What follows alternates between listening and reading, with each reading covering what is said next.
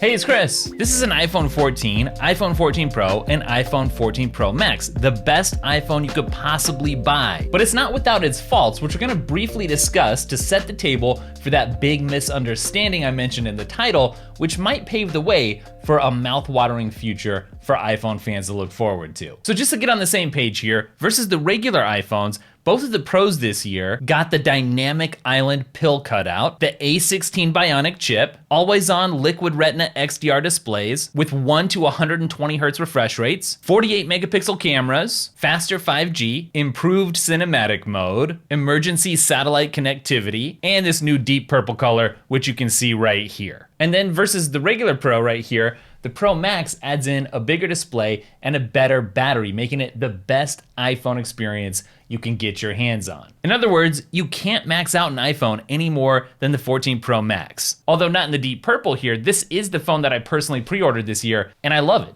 I have no regrets. Still, Pro Max or not, nothing's perfect, and I wanna go over some of the gripes that people have had about the Max here in order to lay the groundwork for the big misunderstanding we're gonna be talking about, which paves the way for the iPhone's ultra exciting future. Wink, wink. All right, so one of the biggest complaints here is that this thing is heavy. In fact, it's actually one of the heaviest phones that you can currently buy, which of course, this is Apple's most heavy-hitting iPhone, right? But think about this, would you rather bring this with you, with its weight and the bigger battery, or would you rather bring a heavy, clunky, extra battery pack that just is gonna make this more awkward to use anyways? Another knock here is that there's still a lightning port rather than at least USB-C. And this actually is annoying for a Pro device that's marketed as being able to shoot ProRes, as anybody who's tried to offload huge ProRes files using the lightning port knows all too well. I mean, why even offer ProRes as an option, which looks amazing by the way, if there isn't an easier way to get it off and use it? And then obviously there's the design, which hasn't changed basically since the iPhone 12. It's just had a few tweaks here and there, which haters call dated and fans call perfected. And I don't know if you saw this, but I saw that video where someone hacked together a folding iPhone, and I just kept thinking, why would this be not just different, but actually better? And then of course, the Pro Max is expensive. It does cost $100 more than the smaller Pro. And as we're gonna see in just a minute, a lot of people have decided that it's well worth it to pay that extra $100 for a bigger display and more battery power. And that brings us to the display, which is bigger. Yes, you can see more text and videos do look bigger, but unfortunately, you can't do more with this bigger display. There's just no reason for iOS not to have serious, actual, real multitasking, at least on the Pro Max. And then there's also the fact that the Dynamic Island is harder to reach on the Pro Max necessarily because it's a bigger screen. It's definitely gonna require two hands to operate this thing. And the Dynamic Island doesn't move down with the reachability shortcut like the rest of the screen, because it can't, because the Dynamic Island is kind of like clothing for the front-facing camera and sensors. It's covering up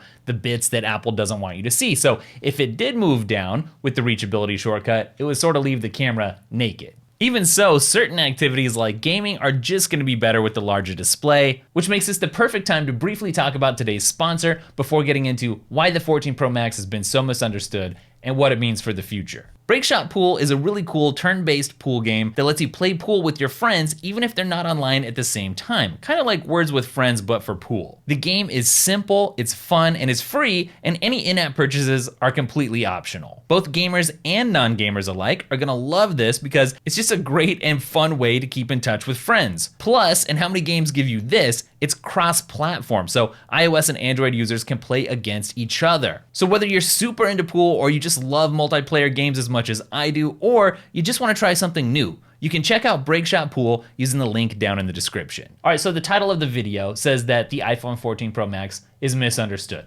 How so?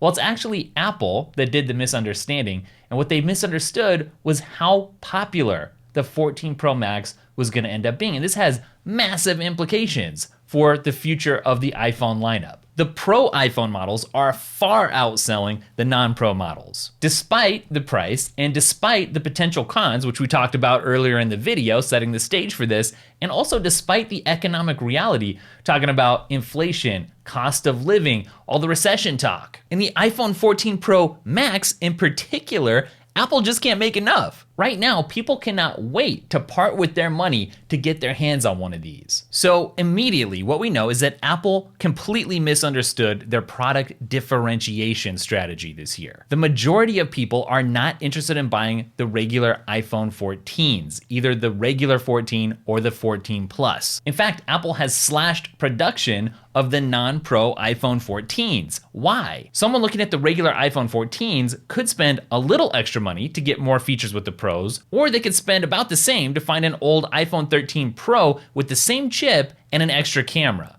In either case, the regular 14s don't look all that appealing, because it's not like the regular 14s are all that cheap in the first place. If you're gonna be spending iPhone 14 kind of money, you might as well go all the way for the Pro. Because if you're really budget conscious, if you're really in the mood for a bargain, you're gonna be just fine with the iPhone SE. And a lot of people are very interested in exactly that. I'm surprised every year how much attention my iPhone SE videos end up getting. And in some ways, Apple should have seen this coming because they already killed off the iPhone mini due to lackluster sales. You can still buy the 13 mini this year, but notice there's no 14 mini in the lineup. So it seems pretty clear from past sales and current sales that when it comes to the iPhone, people are interested in more, not less. Not everybody, of course. There's definitely a lot of people who are disappointed by the things that are coming out of my mouth right now. But what I'm saying is when you look at the sales figures, it's very apparent that people are willing to spend more on a better equipped, fully featured, maxed out iPhone. I'm gonna say too that the Android manufacturers and also just the Android crowd in general, the Android fanboys, I guess you could say,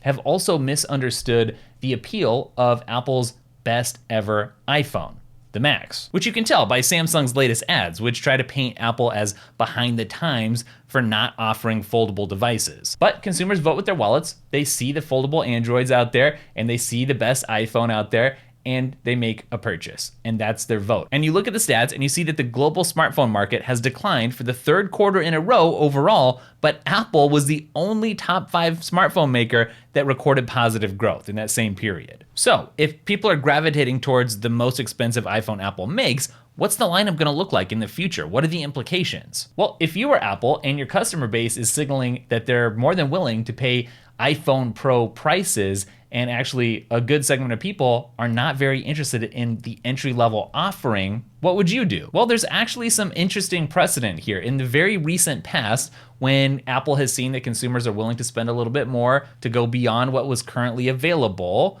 Apple chose to make an Ultra option available. So on the chip side of things, Apple came out with the M1, then the Pro, then the Max, and now in the latest Studio, we've got the M1 Ultra. And Apple started doing the same this year with the Apple Watch. We got the SE, the Series 8, and then the Ultra. I mean, you tell me, but this certainly is starting to look like a trend.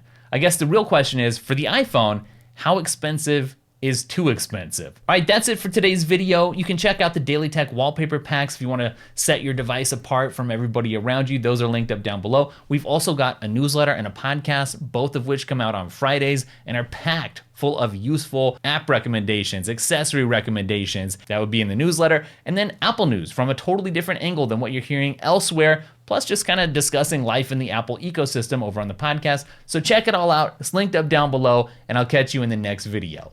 Later.